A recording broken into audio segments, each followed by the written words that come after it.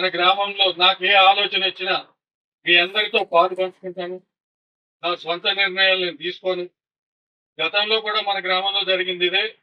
అందరితోని మన ఆలోచనలు పాలు పంచుకొని వచ్చిన మెజారిటీ అభిప్రాయం ప్రకారం మనం అందరం నిర్ణయాలు తీసుకుందాం. మీకు వచ్చిన మంచి ఆలోచనలు కూడా గ్రామ పంచాయతీ ముందు పెట్టండి. పాలక వర్గం మనం అందరం కూర్చొని ఈ నిర్ణయం మంచిదైతే ఎవరి ద్వారా వచ్చినా దాన్ని ఆచరించడానికి మనం ప్రయత్నం చేద్దామని మీకు మాటిస్తా ఉన్నా. సొంత నిర్ణయాలు అనేవి ఉండవు.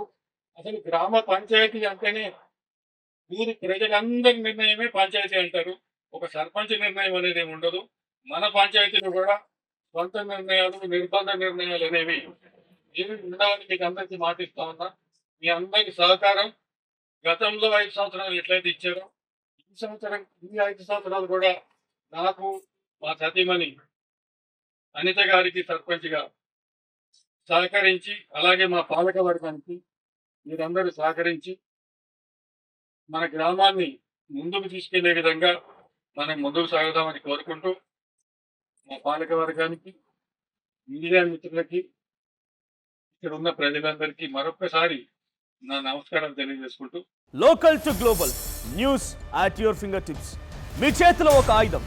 Download raw TV app. Media legend Ravi Prakash is back.